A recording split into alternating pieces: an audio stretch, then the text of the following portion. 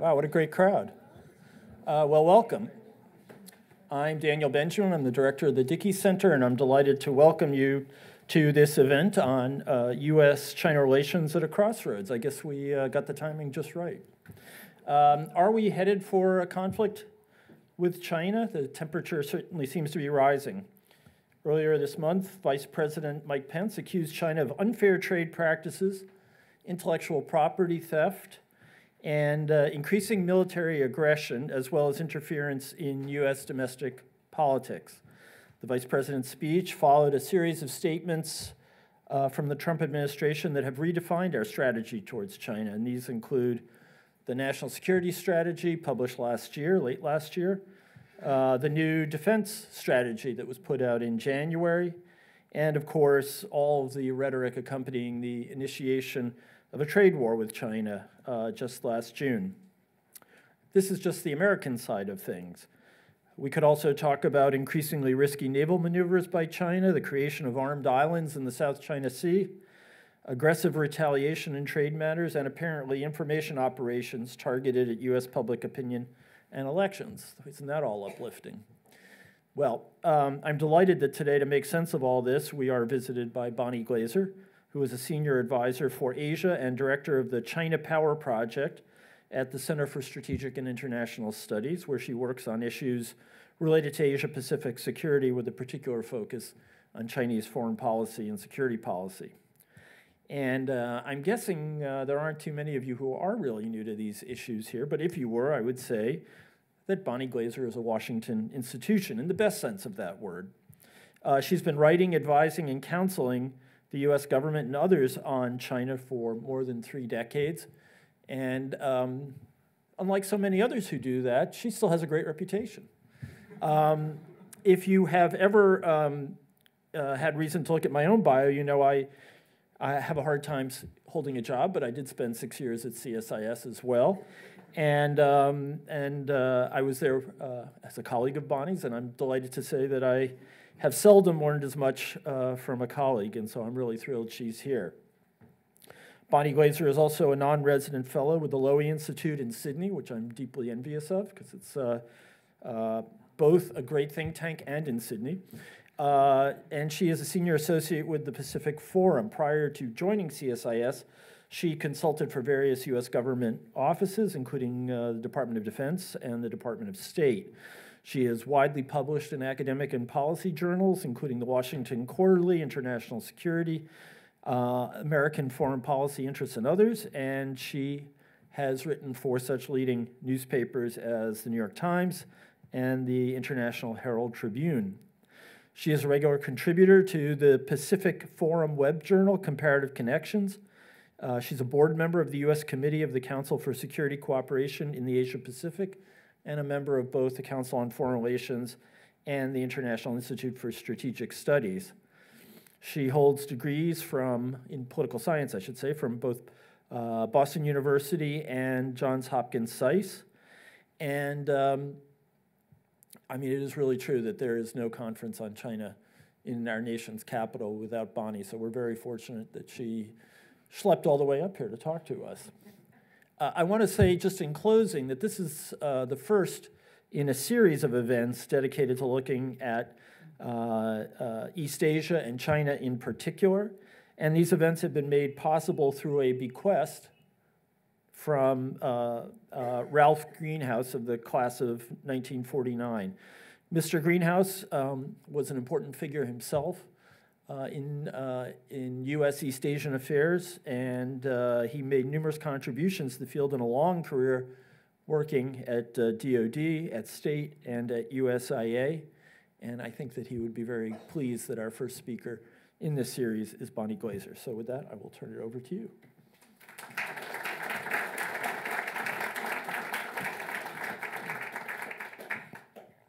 Well, thank you, Dan, and thanks to the Dickey Center for bringing me to Dartmouth. It's really a privilege to be talking with you today. Who took my speech? Did I take your signature? That's one of those little tricks we can see how adaptable you are. I didn't memorize it.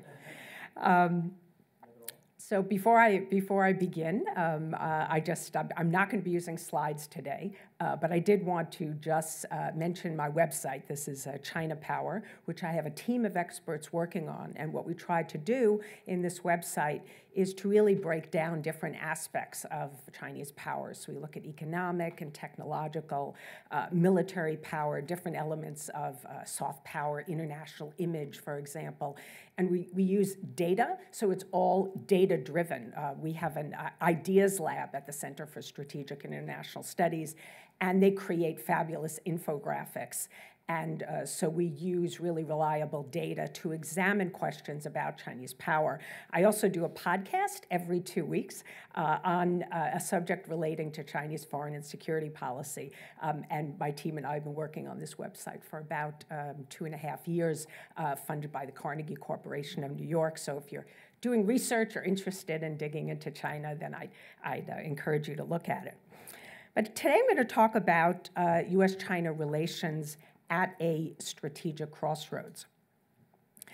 The relationship between the United States and China is at its lowest point in 30 years. The Trump administration has labeled China a strategic competitor, a rival, and a revisionist power. President Trump has placed tariffs on $250 billion worth of Chinese goods and threatened to tax the remaining $267 billion in Chinese imports. After almost 2 years of flattering Chinese leader Xi Jinping and hailing their close friendship, President Trump has suggested that the honeymoon is over and Xi Jinping may no longer be his friend.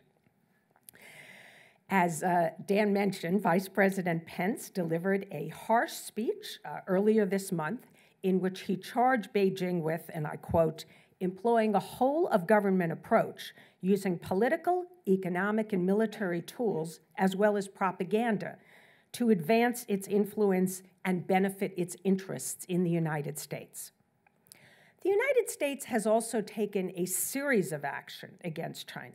In just the past 2 months, the Trump administration has announced its intention to withdraw from the Intermediate Range Nuclear Forces Treaty, in part so that the United States can counter China's growing arsenal of nuclear-armed intermediate-range ballistic missiles in the Western Pacific, establish new restrictions on foreign investment in the United States to prevent China from gaining access to sensitive American technology, announce plans to withdraw from the Universal Postal Union Treaty that has allowed Chinese companies to ship small packages at a discounted rate, impose new restrictions on U.S. exports of civilian nuclear technology to China, included a provision in the newly negotiated U.S.-Mexico-Canada agreement that aims to prevent northern and southern neighbors from signing a free trade deal with China,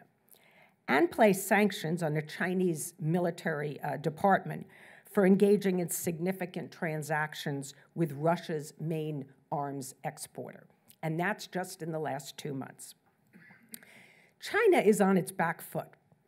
In numerous efforts since Donald Trump's inauguration to strike a deal and persistent attempts to find allies inside and outside the administration who can help diffuse tensions, have failed. Chinese officials are openly blaming the Trump administration for lack of goodwill and lack of good faith. China's authoritative Xinhua news agency charged that the recent string of relentless and groundless China-bashing rhetoric from U.S. leaders has revealed a Washington bent on dragging Beijing into a full-scale face-off. The U.S.-China relationship is unquestionably on a downward slide. Many people are asking whether the two countries are on a path to a new Cold War or even a military conflict. Now, before I address the future trajectory of U.S.-China ties, I'd like to review the past a bit and examine the perspectives of both sides. How did we get here? The U.S. policy consensus on China that formed after President Nixon's opening to China was shattered in the late 1980s. Two events were especially salient. The first was the 1989 Tiananmen Square massacre, which wiped out all the positive sentiment toward China that Deng Xiaoping had created in the American people when he donned a 10-gallon cowboy hat during his 1979 visit to Texas. And the second was the collapse of the Soviet Union, which was the common enemy, the glue binding the two countries in a strategic partnership. When Bill Clinton came to power, he tried to link most favored nation trading status for China to human rights in a vague attempt to use economic leverage to force changes in China's human rights practices. And from that failed policy, a new consensus gradually emerged. Democrats pressed for engagement with China, arguing it was both good for business and would promote rule of law and greater respect for human rights. Strategists in the Republican Party supported engagement as well, as a means to influence China and to shape its policies. So the new U.S. consensus on China was described by Thomas Friedman in the New York Times in 1996 as having the following elements: providing China most favored nation benefits to promote commerce and rule of law, intensifying dialogue with China's leadership to find areas of common strategic concerns, working with China, using sanctions if necessary so that it becomes a responsible member of the international community and embraces global rules on trade, copyright, and weapons proliferation, dealing with China's human rights abuses in a low-key manner, and protecting Taiwan against any forced unification with China. So that was the new consensus as described by Thomas Friedman in '96. The Clinton administration decided then to back China's entry into the World Trade Organization, and China joined the WTO in 2001. And in acceding to the WTO, China committed to many things, including to lowering its trade barriers and following the international trade practices set by the Club of Trading Nations. President Clinton remarked that China's membership in the WTO was the equivalent of a one-way street, with American workers, consumers, and investors being the biggest beneficiaries. Quite ironic to hear that sentence today. Successive administrations believe that after joining the WTO, China's exposure to global competition would force it to liberalize and privatize its economic system. But economic reforms stalled in China, beginning with the presidency of Hu Jintao in 2003. Government control over the economy, as I'm sure most of you know, has increased, not decreased. Xi Jinping has further strengthened party control in the service of enabling China to dominate the technology-driven industries of the future. The Communist Party remains deeply tied to banks that provide below-market rate loans to state-owned enterprises that act as a subsidy to those firms. In negotiations with American companies for joint ventures, Chinese companies have required the transfer of technology as the price of doing business. In the years following China's WTO accession, Chinese exports to the U.S. soared, and they greatly outpaced its imports from the United States, ballooning the bilateral trade deficit. U.S. companies made profits, but they've never obtained unimpeded access to the Chinese market. Economists differ in their assessments of the impact of China's rapid rise and increased imports from China on employment and wages among American workers. So, for example, one study, often cited by MIT economist David Autor, attributed the loss of 985,000 manufacturing jobs in the United States between 1999 and 2011, That's about 20% of the total job losses in the manufacturing sector. And he attributed that to increased competition from China.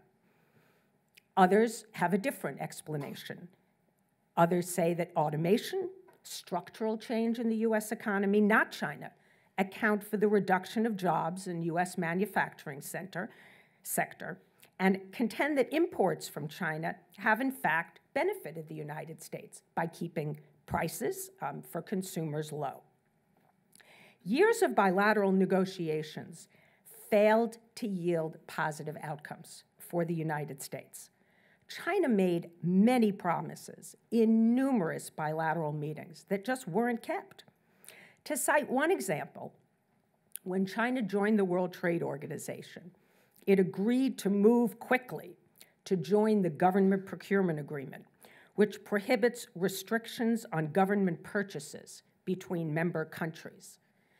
So this past April, 17 years later, Xi Jinping gave a speech to the Boao Asia Forum in which he stated that China would accelerate the process of joining the Government Procurement Agreement. And no, Beijing still has not set a deadline for its accession. And there are many such examples. The Trump administration's ambassador to the World Trade Organization, Dennis Shea, told the WTO's dispute settlement body earlier this year that China has made the decision to engage in a systematic, state-directed, and non-market pursuit of other WTO members' cutting-edge technology in the service of China's industrial policy. President Trump is committed to rectifying this unfair trading relationship between the U.S. and China, and he has put this issue at the top of the bilateral agenda. In the security realm, the 1995-96 Taiwan Strait crisis set in motion a process that in the decades to follow would result in a much more powerful People's Liberation Army. Although China was able to lob missiles within 20 miles of Taiwan's coast in 1996, it could not act against the aircraft carriers that were dispatched toward Taiwan. The injury to Chinese pride as a result of that episode, along, of course, with the stunning victory that the U.S. achieved in Operation Desert Storm in Iraq 5 years earlier, convinced Beijing of the need to invest considerable resources to transform the PLA into a modern, professional, and operationally capable fighting force. Indigenous weapons development and foreign acquisitions from Russia subsequently enabled the Chinese military to develop credible, what we call anti-access area denial capabilities. China's advanced ballistic and cruise missiles, in conjunction with air and maritime defense systems, anti-satellite weapons, put U.S. assets operating within the First Island chain at risk. Chinese construction of artificial islands in the South China Sea, which now house anti-ship cruise missiles and surface-to-air missiles, and hardened shelters for fighters and bomber aircraft, have further heightened tensions as well as mistrust. And this is especially the case since Xi Jinping, standing right alongside President Obama in the Rose Garden in 2015, pledged not to militarize the South China Sea's Spratly Island chain. China's military buildup poses a growing threat to Taiwan. The PLA is reportedly striving to amass sufficient means to invade and occupy Taiwan by 2020. Chinese generals have drawn up a menu of Taiwan attack options from which Chairman Xi Jinping could select. And he could do so maybe if he loses patience in the policy of peaceful unification, or because he decides that attacking Taiwan will bolster national unity and the legitimacy of the Chinese Communist Party. China's emergence as an economic powerhouse has also enabled Beijing to pressure Taiwan in other ways. China has persuaded a growing number of Taipei's remaining diplomatic allies to switch sides, leaving Taiwan with only 17 small countries that recognize its sovereignty today. Under Xi Jinping's rule, China has employed new and creative ways to threaten Taiwan's autonomy, including coercing foreign hotel chains, airlines, and other companies to use the nomenclature Taiwan, China on their websites. The Trump administration has condemned Beijing for unilaterally changing the status quo and undermining stability in the Taiwan Strait. Officials rightly worry that the U.S. ability to fulfill its legal obligations under the Taiwan Relations Act is eroding. By the way, the United States does not have a legal obligation under the Taiwan Relations Act to come to Taiwan's defense, but we do have this obligation to maintain the capacity to resist any resort to force or other forms of coercion that would jeopardize the security or the social or economic system of the people of Taiwan. Over the last decade, China's diplomacy has undergone a major transformation. Deng Xiaoping's guidance to hide your strength and bide your time or keep a low profile, which had its roots in the collapse of the Soviet Union and the fall of the Eastern Bloc, has been gradually discarded. Ironically, beginning in the George W. Bush administration, the U.S. urged Beijing to contribute more actively to global governance and to help solve regional and international problems. In 2005, George W. Bush's Deputy Secretary of State, Bob Zoellick, implored China to become a responsible stakeholder, same word used by Thomas Friedman in 1996 in the New York Times, a responsible stakeholder in the international system. Almost 10 years later, President Barack Obama publicly called China a free rider and privately encouraged Xi Jinping to actively take on more global burdens to help fight climate change and mediate peace between Sudan and South Sudan. This may have been a case of being careful what you wish for.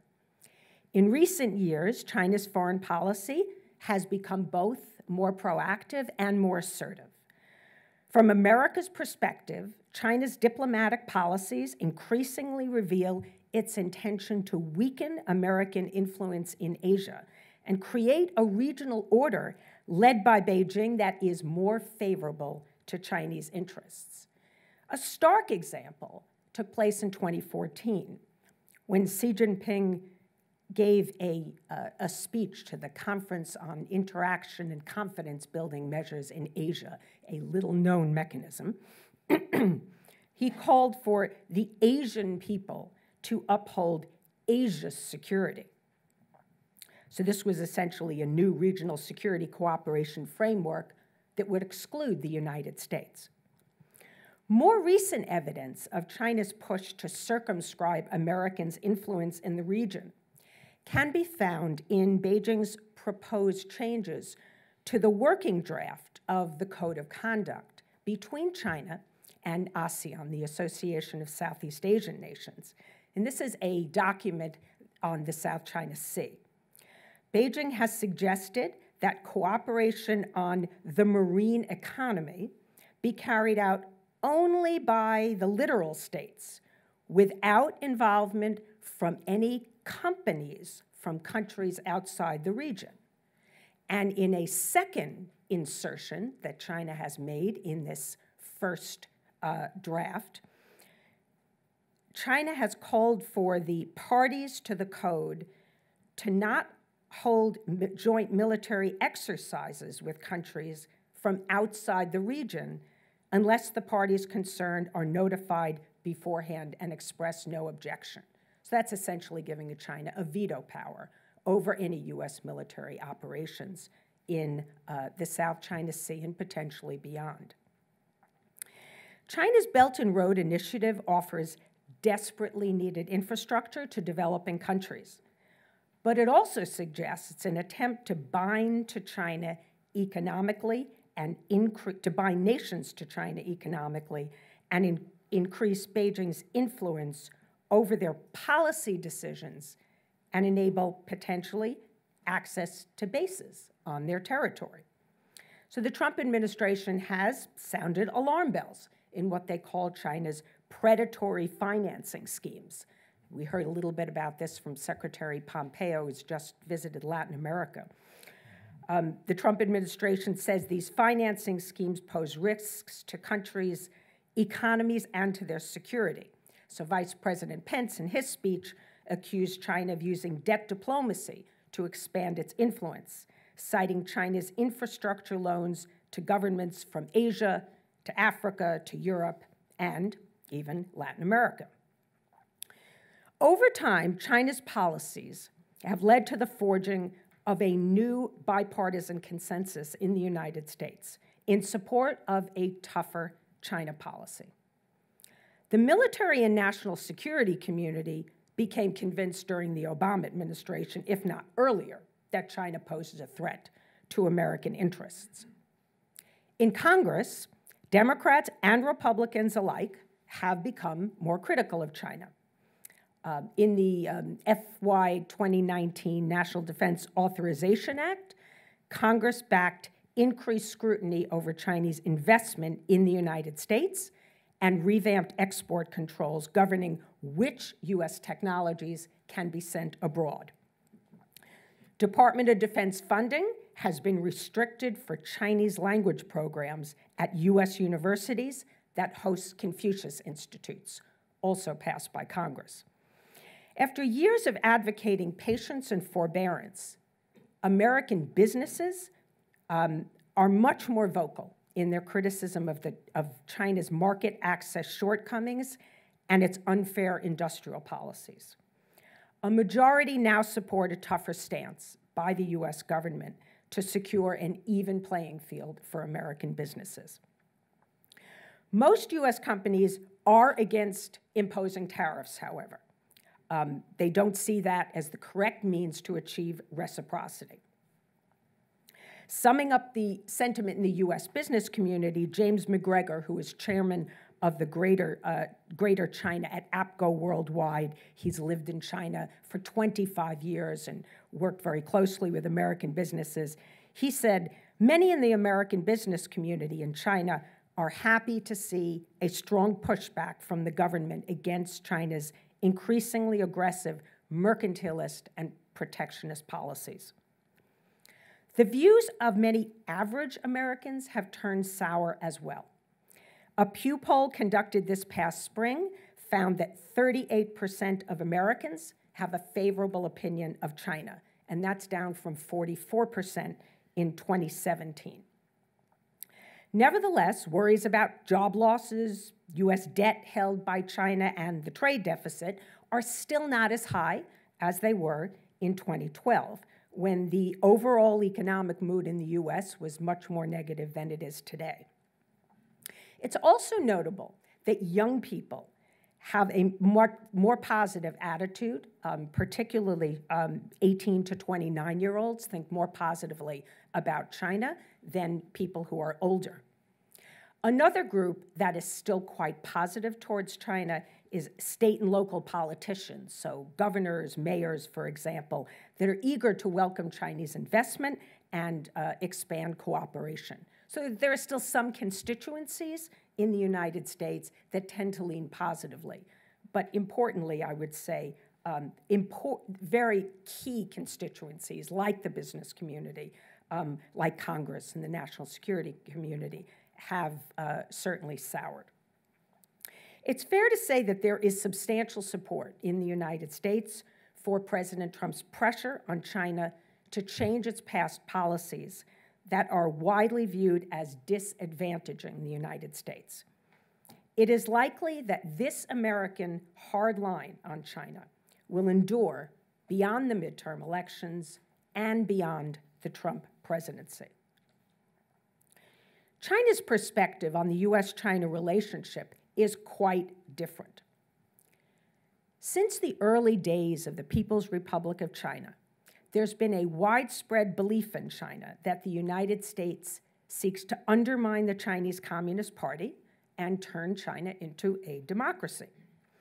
So in the late 1950s, Secretary of State John Foster Dulles maintained that the U.S. should strive to facilitate peaceful evolution of communist countries into political systems more in line with those of Western democracies. He advocated supporting nascent forms of opposition within socialist countries, cultural subversion, and spread of information to realize this outcome. In China, this came to be known as the peaceful evolution theory. And this peaceful evolution theory has episodically been resurrected by Chinese media, especially during periods of heightened political vulnerability, such as the 1989 Tiananmen crisis, and more recently, the Occupy Hong Kong movement. The Chinese Communist Party also keeps alive the memory of the century of humiliation, which began in 1840 during the First Opium War, when Great Britain occupied parts of China's eastern seaboard after negotiations broke down over the opium trade on China's territory. And among the concessions extracted from China were, of course, British control over Hong Kong, the widening of trade in new ports, and extraterritoriality for British subjects in China, which was subsequently also granted to the Americans and to the French. Suspicion of U.S. intentions toward China remains pervasive today. Chinese leaders saw a hand behind the protest of more than 10,000 Falun Gong practitioners that surrounded the Chinese leadership compound in 1999. And they were convinced that the United States also played a role in stoking the movements in several countries of the former Soviet Union and the Balkans during the early 2000s that were known as the color revolutions. In 2011, it was presumed that the United States encouraged the Arab Spring. And the riots that shook the capital of Xinjiang in 2009 were also believed to be backed by the United States. Chinese mistrust of the West runs deep. Long before Xi Jinping articulated the Chinese dream of national rejuvenation, the Chinese aspired to return their country to greatness. It's taken for granted that the United States pursues a policy of containing China's rise to prevent it from challenging the U.S. position as the global hegemon.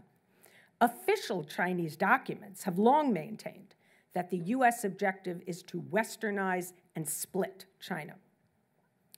After the onset of the global financial crisis, China concluded that multipolarity was accelerating and U.S. power was in decline. And China's Communist Party newspaper, The People's Daily, published an authoritative article in February of 2009, maintaining that the inherent structural contradictions and unbridled capitalist system had pushed U.S. hegemony to the brink of collapse. And the article predicted an unambiguous end to the U.S. unipolar system. Years later, one of China's foremost authorities on the United States, Beijing University professor Wang Jisi, said that the global financial crisis led China to the conclusion that it had ascended to be a first-class global power. China was ill-prepared for a power transition. When Xi Jinping came to power in late 2012, he recognized that it was crucial for China to sustain a positive relationship with the United States during the process of this power transition. And he proposed to President Obama that the two countries established a new type of major power relationship. It was a concept that had actually first been put forward by his predecessor, Hu Jintao, though it was clearly defined by Xi Jinping. President Obama initially signed on, but later had doubts. As China's economic and military power increased, Beijing seized opportunities to protect Chinese security and advance Chinese interests. So, for example, when the Chinese government purchased the Senkaku, or what the Chinese call the Diaoyu Islands, from a private citizen in 2012, China dispatched law enforcement ships inside the 12 nautical mile territorial sea around the islands to strengthen its sovereignty claims over those islands. This practice became routine, and it continues today. The following year, China established an air defense identification zone in the East China Sea, and a year later, China started building artificial islands in the South China Sea, which were later transformed into forward bases for the Chinese Navy and Air Force. In the aftermath of the global financial crisis, the Chinese concluded that the United States had failed to safeguard the international trade and financial systems in which China had opted to integrate itself. Beijing took measures to protect its financial interests and to promote its influence. So in 2009, China started signing bilateral currency swap agreements. Today, it has 32 such arrangements. Among its stated intentions in creating these swaps is to promote international use of the renminbi. It has a long way to go. It's a tiny percentage of international transactions actually take place of the renminbi, but the Chinese have put that out as an objective. China's growing power also enabled it to create new multilateral financial institutions to help promote China's expanding interests. So in 2013, it established the new development banks with the other members of the BRICS. And 2 years later, Beijing launched the Asia Infrastructure Investment Bank. So no longer was China simply a rule taker, it was now increasingly a rule maker, and showing a willingness to challenge some of the rules of the international system. When Donald Trump was elected president, China tried its utmost to secure his support for a positive bilateral relationship. For a time, Donald Trump's son-in-law, Jared Kushner, served as the primary interlocutor between Trump and Xi Jinping. He brokered that summit where the two met at Mar-a-Lago, and he helped to smooth over differences. And the Chinese boasted that they had won over Trump, and they believed they could easily appease him by buying vast quantities of American products, just narrowing the bilateral trade deficit they thought would do it. But they miscalculated. Trump did not turn out to be the easily manageable and politically naive leader they envisioned him to be. Oddly enough, most China experts in China have now swung to the other side of the spectrum, and they view President Trump as a wily strategist and a brilliant tactician whom they severely underestimated.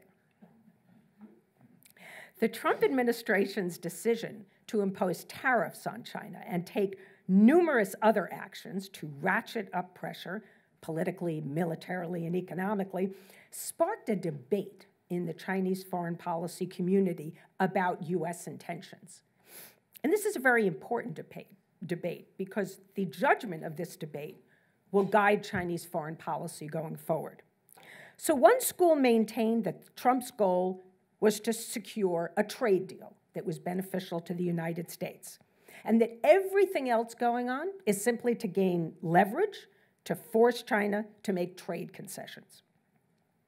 Another school argued that the Trump administration's policies were aimed at thwarting China's rise, a containment essentially, and advised preparations for a prolonged U.S. China strategic competition.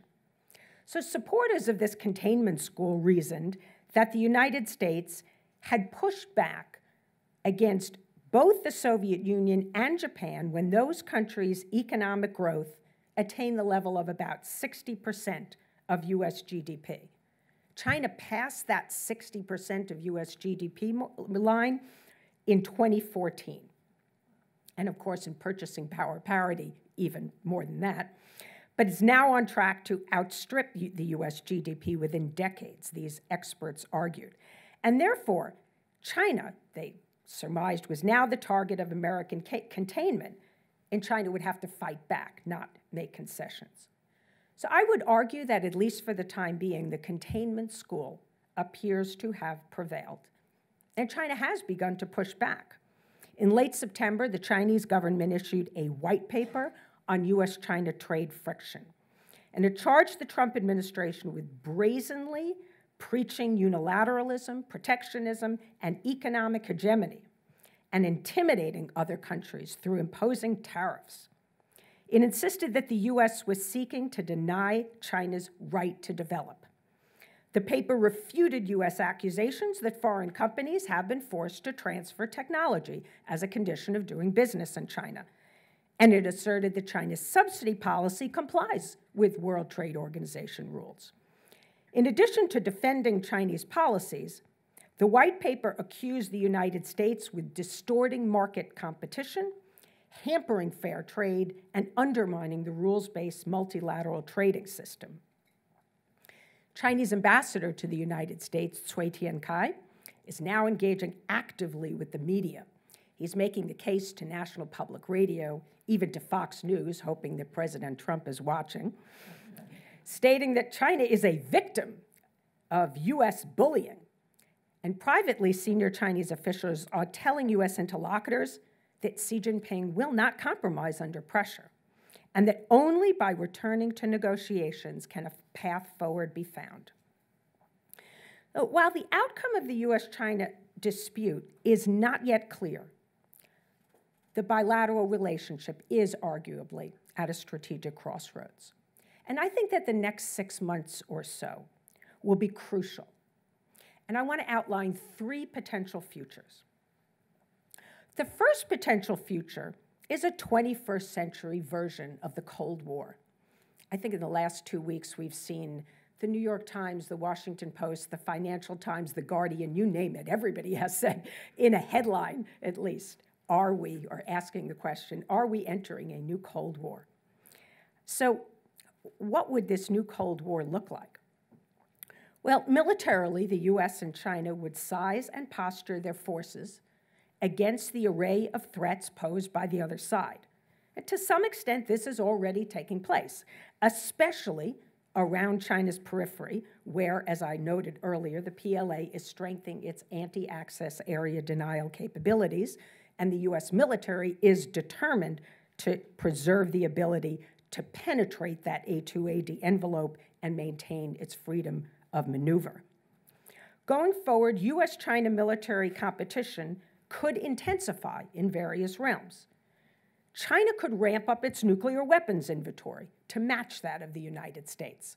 It has deliberately not done so, maintaining almost a minimal number of nuclear weapons to ensure that it has a reliable and survivable second strike capability. The U.S. could expand current deployment of missile defense systems, which are now aimed at threats from North Korea and Iran, to defend against potential threats from China. And of course, outer space and cyber domains could become even more conflictual. Economically, a new version of the Cold War would feature a decoupling of the U.S. and Chinese economies. At least some officials in the Trump administration are deliberately seeking to achieve this by forcing out the manufacturing supply chains from China and pushing them elsewhere. Some experts maintain that the two economies are too interdependent for this to be successful, and the global nature of innovation makes decoupling impossible. But U.S. tariffs, China's intellectual property theft, the rising costs of Chinese labor, all these may drive at least some companies, maybe most, to move their production elsewhere.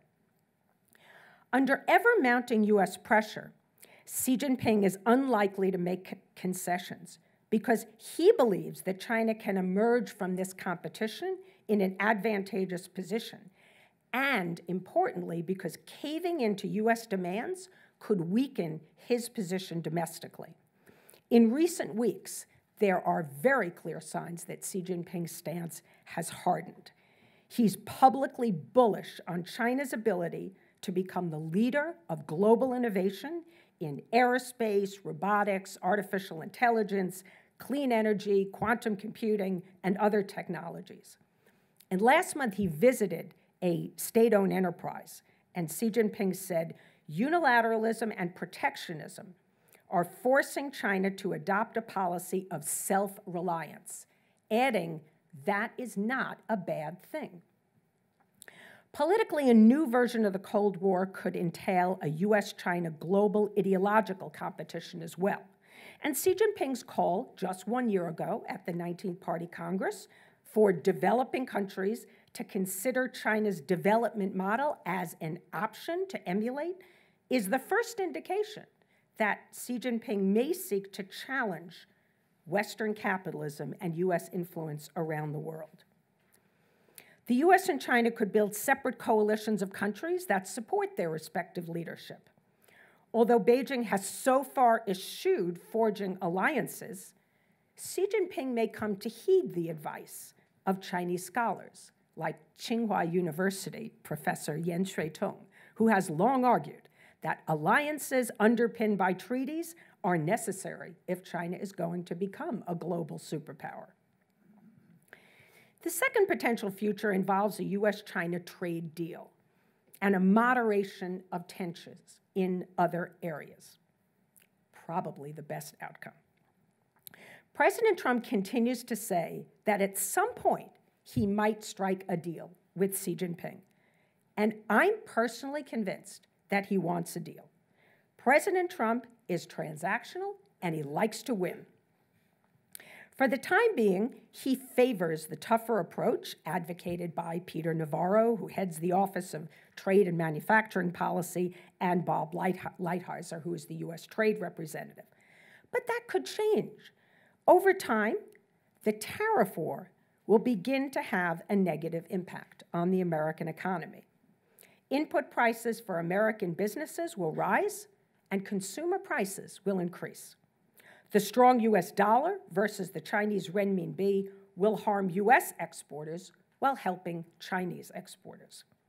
One estimate of the impact of tariffs by the Tax Foundation found that the tariffs already enacted will eliminate over 94,000 full-time jobs in the United States. And that number would grow to over 460,000 if all the tariffs are imposed. And frankly, some experts say that's a conservative estimate.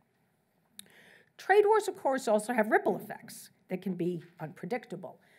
And one, of course, is the stock market, which has been volatile in recent weeks, as we all know. It could plunge, affecting people's savings and overall confidence. And that could have an effect on decisions in business investment and hiring as well. If Americans are hurt by tariffs and Donald Trump runs for a second term, and as 2020 elections approach, he may signal interest in a deal. China favors a compromise that will head off strategic confrontation with the United States. Hostility and global competition between the U.S. and China could make Xi Jinping's Chinese dream of national rejuvenation unattainable. A trade deal that is relatively successful could create momentum toward a return to a policy that I describe as strategic hedging, in which the U.S. and China cooperate where their interests overlap, and they manage areas of friction through dialogue. Both would seek to maximize cooperation, to tamp down friction, and balance areas of competition. So essentially, the U.S. and China would hope for the best, but prepare for the worst. So finally, the third potential future, which I'm just going to describe very briefly, is a grand strategic bargain. In my view, this is unlikely during the Trump administration, but it might be considered by a future president. And this choice could involve identifying areas of dispute and potential cooperation and finding trade-offs. The goal would be a strategic understanding designed to achieve a peaceful and stable transition to a genuine balance of power in the Western Pacific and selective accommodation of China's demands for adjustment of the international system. The way forward will likely be rocky, given that the U.S. and China are both being led by headstrong, overconfident leaders. And that's a very important factor. Xi Jinping and Donald Trump are going to meet again at the end of November on the margins of the G20. perhaps that will be a turning point for the U.S. China relationship, hopefully, if so, for the better. The U.S. China relationship is, in my mind, the most consequential relationship of our time, and it is imperative that we get it right. Thank you very much.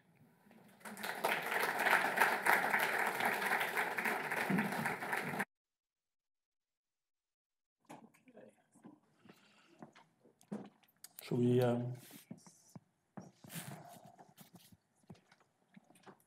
which chair do you prefer? Oh, they always want that one, and I don't get my better side. Okay, well, thank you very much. That was outstanding and comprehensive, and I wanted to, I got halfway through it before I wanted to slip my wrists.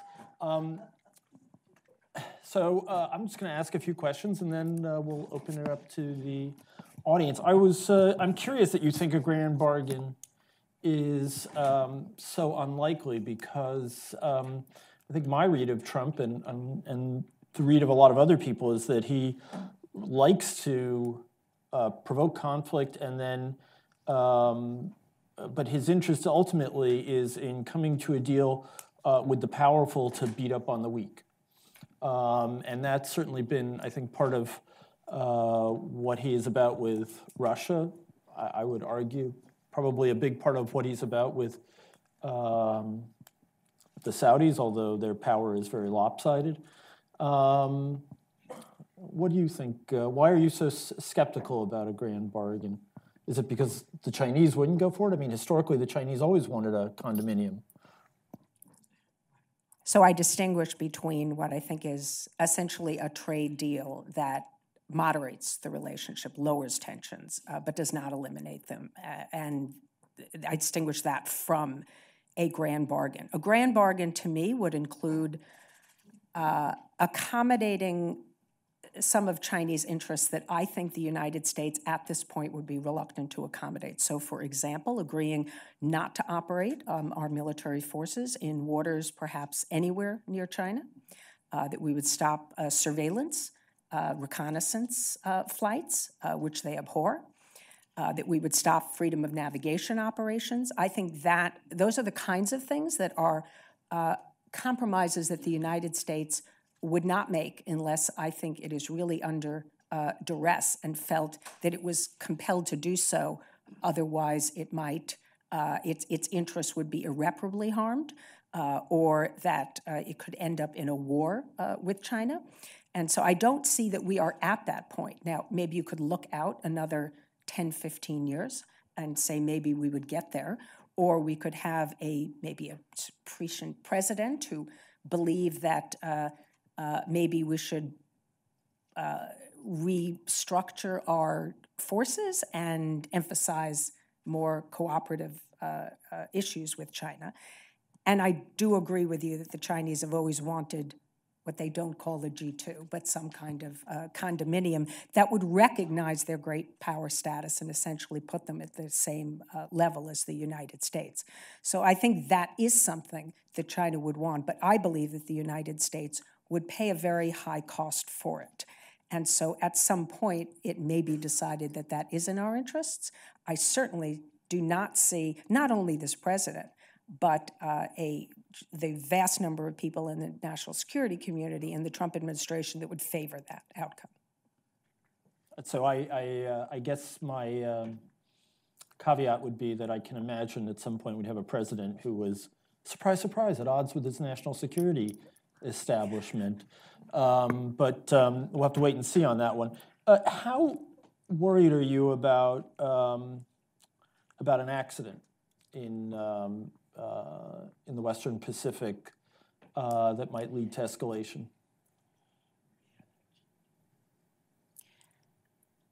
I had a conversation with a senior military official a few weeks ago about this issue, because there was recently a freedom of navigation operation where reportedly, and there are photos that are online of a Chinese ship that cut off an American Navy ship within 45 feet.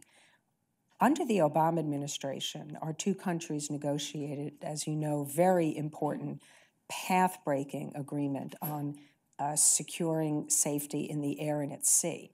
And so when I talked with this senior military official, the first thing he said was that the United States Navy is present in the South China Sea every day, so are the Chinese.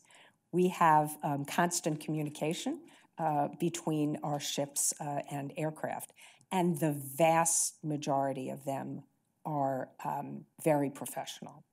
So I think that's a point that at least is worth making. And so we have to ask the question, was this episode one in which the rules of engagement were changed? Because previously the rules of engagement had been that the Chinese ships would shadow American ships. So we always ask the question, I think, for people who are China watchers, is there a possibility that it was the captain of this ship that did something he shouldn't have? That's what happened in 2001 when we had a very aggressive pilot of a Chinese fighter jet fly directly into a U.S. reconnaissance aircraft.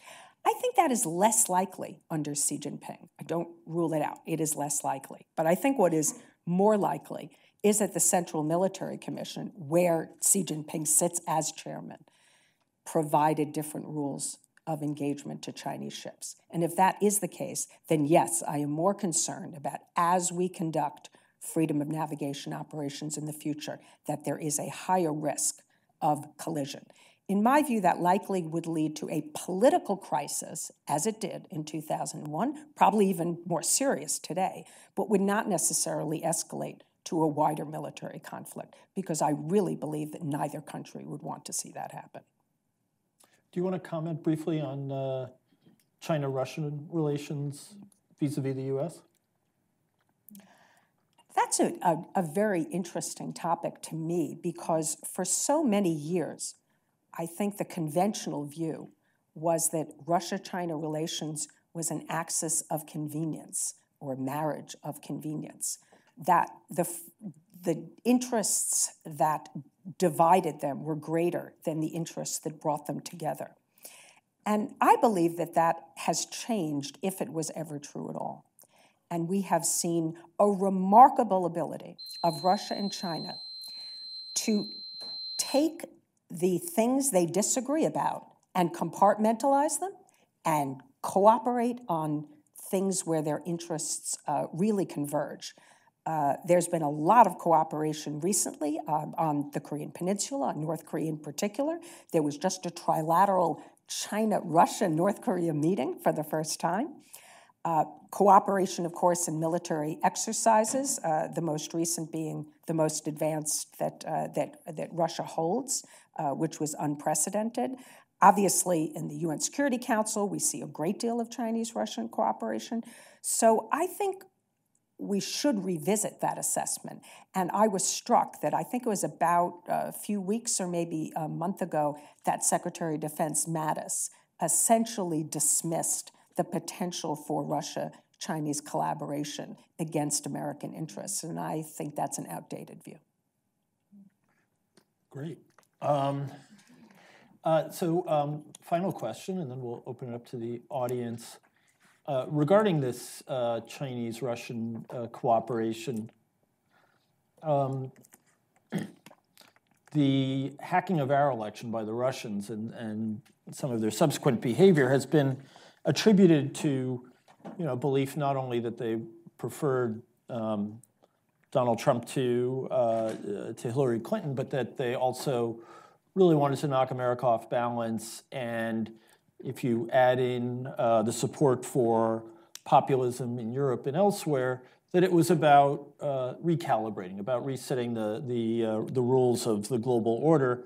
Do you think that the Chinese share an interest in that recalibration in a way that would lead them to cooperate with the Russians, or are they more interested in preserving the status quo in a way that allows China to rise and take its proper place?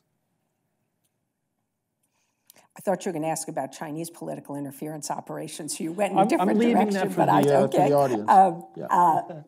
But I'll comment on the question that you asked. The Chinese have benefited greatly from the status quo in the international system. They certainly embraced the United Nations and it's an organization that protects sovereignty. There are areas, even though in the UN, that I think that the Chinese are trying to change norms and create norms and ways of doing things that there had been no agreement on. So you could look at cyber governance, internet governance, for example, where they work very closely with the Russians, where they're, I think, trying to create new rules. In the Human Rights Council, where the United States has withdrawn, and the Chinese have put their own language, emphasizing the right of countries to define human rights as they see fit, including just feeding or clothing your people, and ignoring other freedoms in various resolutions. So there are areas where the Chinese are seeking, I think, to make changes, and you could call it reform. I prefer to call it selective revisionism, because I think it's beyond just reforms. And I still think the jury is out as to whether or not it will become a more full-blown revisionist stance as the Chinese feel that they can make more headway. So the Chinese are always very careful. If they overreach, they will pull back and adjust. Okay. Let's open it up. Please wait till the microphone makes its way to you so that the home audience can hear you. Why don't we start right back here?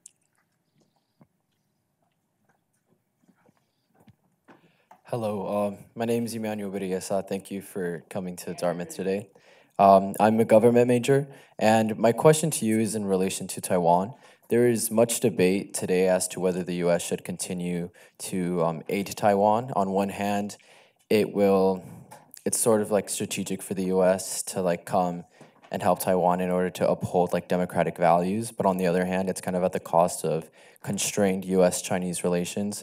I'm curious as to what your personal opinion is as to whether the U.S. should continue to support Taiwan, or if it's a topic we should, I guess, postpone or not intervene as much. Thank you. Well, it's a great question, and in fact, there have been some articles written, one that I co-authored with a friend of mine who passed away, Nancy Tucker, in which we argued that the United States should not revisit our commitments to Taiwan. There are others who have written that essentially the United States should strike some kind of a deal and that we pay too high a cost for defending Taiwan. My view is that we should sustain our commitments, that we will lose, first of all, we will lose our credibility as a nation if we simply decide that Taiwan is expendable, or if we try to trade it away for something else. I think that it's important to note that the United States has never taken a position on the sovereignty of Taiwan. We don't say Taiwan is an independent country. We don't say it's sovereign. We say that this is a problem left over from the war, and that Taiwan, the people of Taiwan and the people on mainland China should peacefully work out their differences. And so U.S. policy is aimed at creating a space in which the two sides can work out their differences. So at present, China has decided it doesn't want to talk to Taiwan through official channels. President Tsai Ing-wen said she's happy to talk. China doesn't want to talk to her because she doesn't accept what they call, the one China principle. We could get into that detail, but I won't. But I understand both sides' positions. I do think that China's pressure on Taiwan has made the entire region nervous. And so what we do for Taiwan, in my view, it's important to do it just for the people of Taiwan, for the 23 million people there, to ensure that they have autonomy until such time as they choose, if they want to, become part of a larger China. And we should never oppose that outcome if that's what they want to do. But there's also the implications for what other countries would conclude. And in 1996, if we had not sent 2 aircraft carriers to the region around Taiwan, I think there would be a lot of nervousness, and that was during the Clinton era, that the United States really just, talked up a good game when it came to commitments to friends and partners and allies, but didn't really follow through. How about over here?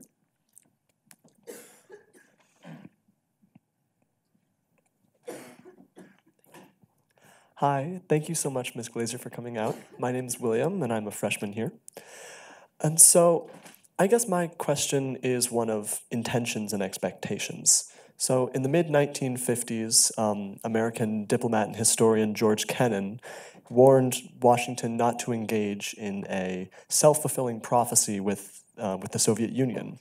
And at one point he said that if the United States treats Stalin's successors as if they are inexorably committed to aggressive policies, they will have no choice but to act according to our predictions. My question is, does this still hold true with U.S.-Chinese relations 65 years later? And do our very expectations of Chinese aggression make that type of aggression more likely? And in preparing for the worst, as you said in your speech, are we ensuring that the worst comes to pass? Another good question. My view is that you have to prepare for the worst. You have to have robust deterrence. If you send signals of weakness, I certainly can tell you many examples in the U.S.-China relationship where signs of weakness have been taken advantage of by China. So I think that that is a must. At the same time, you should never close doors and go down only one path inexorably. You should always keep open the potential for having a different kind of relationship. One of the problems, I would say now, of the Trump administration is there's so much emphasis on every single complaint that the United States has about China. There's an absence of efforts to cooperate on virtually anything, which I think under the Obama administration at least tamped down some of the friction and prevented both sides from really sort of sliding into that very hostile relationship. This is partially because the president has just rejected climate change as an issue, and that was an important glue for the U.S.-China relationship under President Obama. I think really the only thing he's talked about working with China on is North Korea, and periodically he says that Xi Jinping is more the problem than the solution, and occasionally on opioids we're having some law enforcement cooperation. But I mean, I take your point. But I think you have to strike the right balance. You have to be firm. You have to have robust deterrence. In the case of the South China Sea, I think that the Obama administration just didn't do enough. Took them too long to figure out that the Chinese were building these military bases in the South China Sea, and therefore, by the time they figured out what was going on, they realized the cost was too high in order to prevent it from happening. So I think it's on a case-by-case basis, but you certainly don't want to start with a judgment and then refuse to look at signals that might make you question whether that judgment is correct. Right here.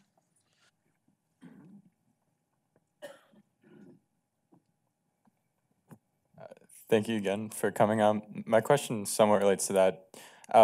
As to the U.S.-India relationship, do you think the recent 2+2 meeting represents an attempt to balance against China's rise? And if so, do you think that's an advisable policy for the U.S. to pursue? Should we seek strategic partnerships to counter China more than we already have? If you ask me whether the U.S. should forge an anti-China coalition in the world, my answer would be no, because we would be unsuccessful.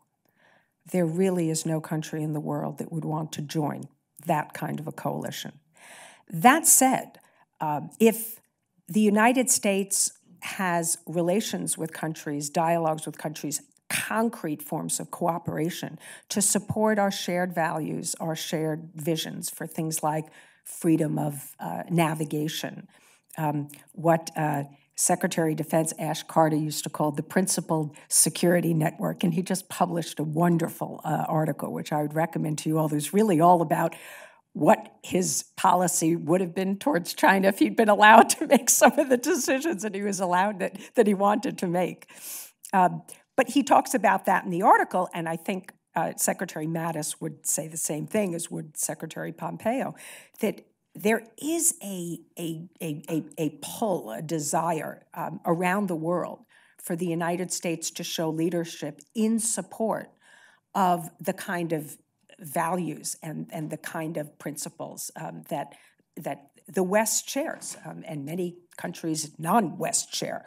Vietnam is an example of a socialist country that, because of its interest in the South China Sea, obviously would like to see China have less influence so that there's more space for Vietnam to have more influence. So each country is going to have its own interests that they're going to want to promote.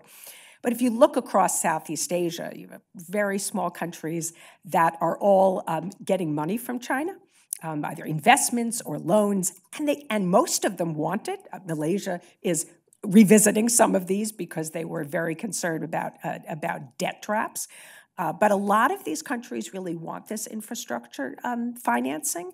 And the United States doesn't have money in the same way to give. Like, we don't have a development bank like China has, and even Japan has a development bank, which it uses to provide investment in the region.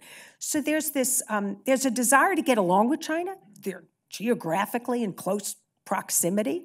And if a country does something that China doesn't like, they get punished. And every country knows that. This has happened from Norway to the Philippines to South Korea to Japan.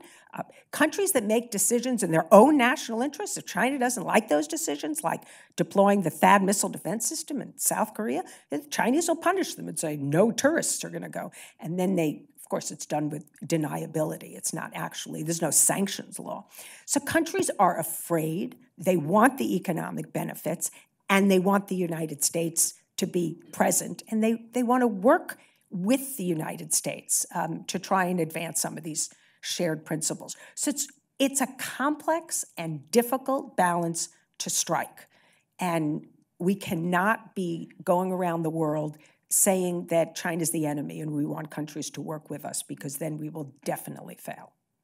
Do you want to just follow that up with an assessment of how the administration has done at alliance maintenance in East Asia? Very poorly. Japan, Prime Minister Abe, from the very beginning has been trying his utmost to forge a good relationship with President Trump, and postpone the day that he had to enter into free trade talks, which has finally arrived, and we'll see how long that takes to actually come to an agreement. But that's probably one of the best relationships. I think there are others that are far worse, and most countries, I think, are really hedging their bets, and particularly trying to, work with other countries. So if you look at like India, their relationship with Japan is really excellent. It's a good thing, I think. I mean, it shouldn't. We should get away from the old hub and spoke systems of the past anyway, and have more cooperation among the spokes. I think that's really important. And Japan, Australia, and India have had a good cooperative relationship. But even countries like Singapore, I think, are just worried about the United States being too confrontational to China. And in fact, the defense minister from Singapore, the Singaporeans are known for always telling it like it is.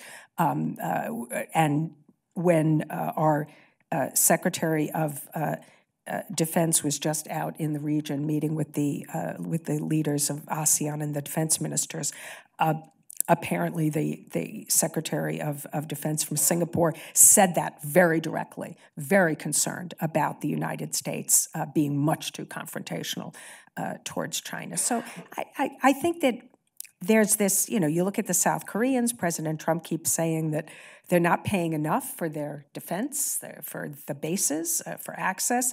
The Japanese got lucky. Before President Trump came in, we had just finished negotiating our base agreement with them. So I forget how many years we have, but something like 5 years before we do that again. And so the South Koreans are right in the middle of it. And President Trump, probably for the last 30 years, has been saying that alliances are not important. It's America first, and we don't need alliances to be powerful. So I think that's an area where, now, of course, we could add on to that withdrawal from TPP.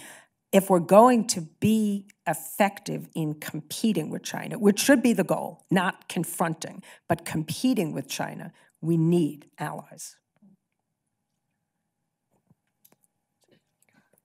Hey, thank you for sharing the story. So I'm Huan Ping, I'm a graduate student. I'm from China. So I have two questions. The first, as we may know, China got rid of the president's term limit this year. So that played the role for Xi Jinping to hold power for whenever it lasts. However, on the American side, Donald Trump has already been halfway through his presidency. So the Chinese government could potentially just wait for President Trump to step down and then wait for a new president and then to form a new kind of relationship. So taking the term limit into account, do you think the three future scenarios would be favored to the second and third scenarios? That's the first question, is about term limit effect on the international relationship. And then the second is, seems Soviet Union collapsed 3 decades ago. Chinese government, the Communist Party, have learned a lot from this society and to enhance the education and military control. So that is very different from Soviet Union. So it seems to me that the rising of Chinese power is almost irreversible. So it's certain to be happening.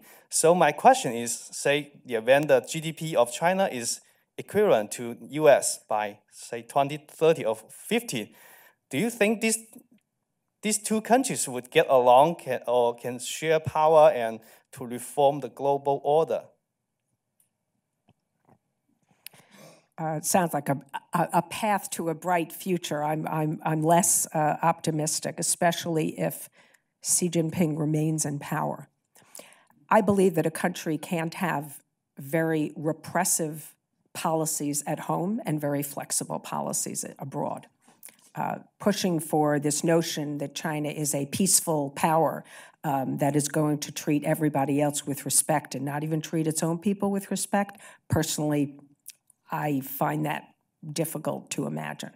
I think that China is, in fact, a very selfish country. It puts its own interests at the heart of everything that it does, and often at the expense of, I think, other countries' interests.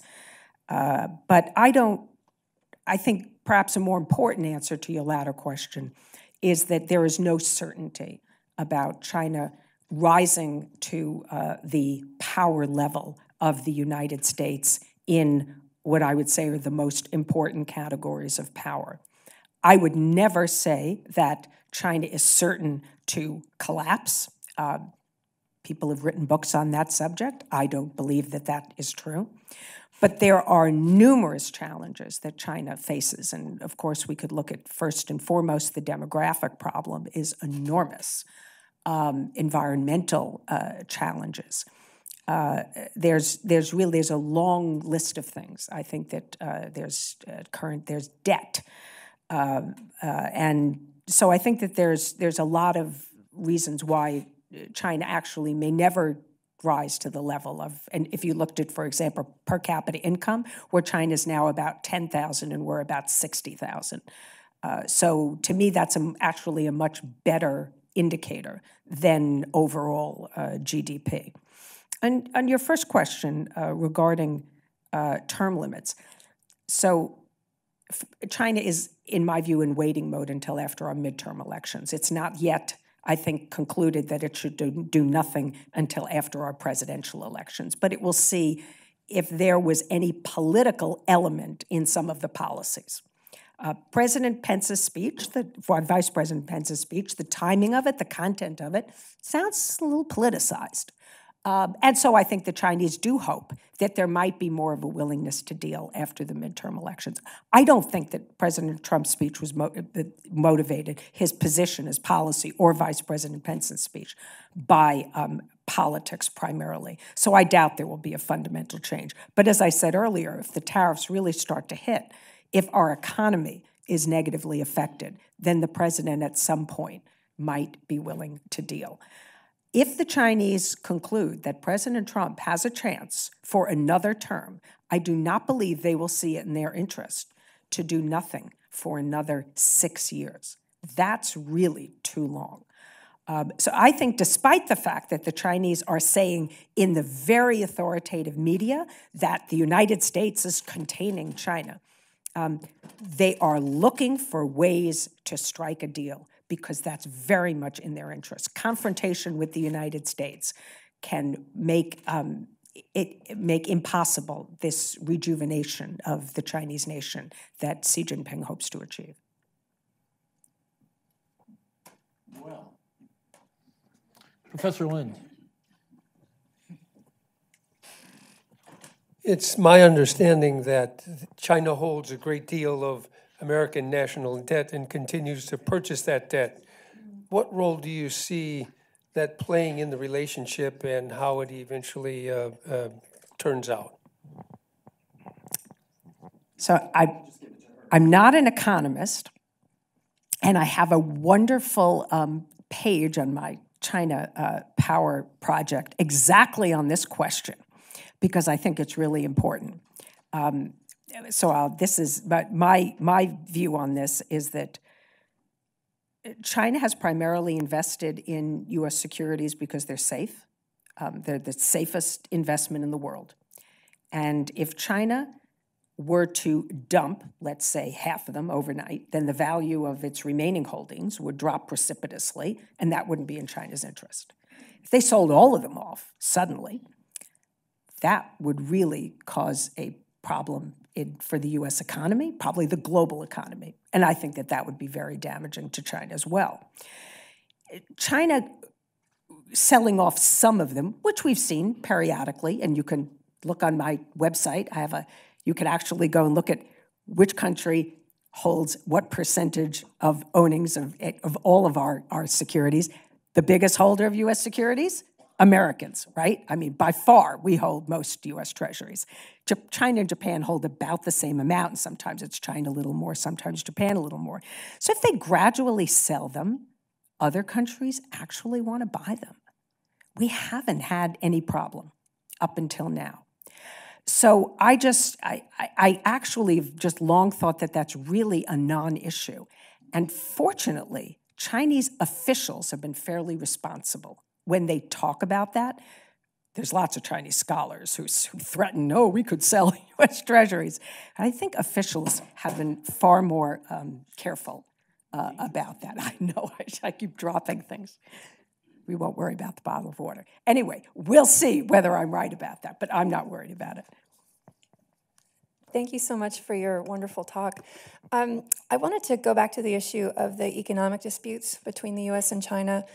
And so regarding the U.S. concerns about intellectual property theft, forced technology transfer, these sorts of issues, you mentioned that the business community was worried about those issues and so wanted to have the U.S. take a tougher line, but was generally opposed to tariffs being the vehicle for that. And I know the broader U.S. foreign policy community is very opposed to tariffs. When this was announced, basically everybody was saying Trump doesn't understand economics, everybody benefits from trade, so on and so on. So that leaves us at option one is these issues aren't such a big deal. They're not such a big loss to the U.S. We should just kind of grin and bear it until maybe China evolves into another stage of its economy that it's not doing these things anymore. So, I don't know, 20 years, right? And then the second option would be these things are bad, they are harmful, we shouldn't be tolerating this, and therefore our policy should be what, right? So nobody ever says, I don't like tariffs, we should be doing X. So what in your mind, or what are the options that you've heard people talking about for what's the right policy we should be doing? On the first part of the question, I would just state that I think we thought maybe 5-10 years ago that, when China developed its own intellectual property, it would understand the value of protecting that IP, and therefore these problems would go away. That's sort of what happened with Taiwan. It's not what happened with China. And the same thing is with the UN Convention on the Law of the Sea. We thought, Chinese ships start operating in other people's EEZs, and they're going to want to have military ships operate everywhere. So instead, they're just hypocritical. They operate, they have innocent passage in our territorial seas, but they don't want our innocent passage anywhere near their islands or their coast. So there's a problem with that premise to begin with. I don't think it would necessarily get any better. But there are economists who, again, know more than I do about this, who have put out some suggestions of ways to address some of these problems. Of course, it begins with revising the rules of WTO. And as I understand it, the European Union has put together a draft to try and address some of these loopholes that really were not meant to deal with an economy as big as China. That just didn't abide by some of the rules. I mean, why did we say that China was ever going to become automatically a market economy when, in fact, it's, of course, not a market economy? So I think we should try to go back and fix the multilateral rules that apply to everyone. But we have to have better enforcement. The dispute settlement mechanisms have to be ensured that they work. And in WTO, they worked fairly well. I think the U.S. has not assigned judges for some time, and we're putting the entire organization now in jeopardy, which is nothing to applaud. So ultimately, it involves working with all countries around the world.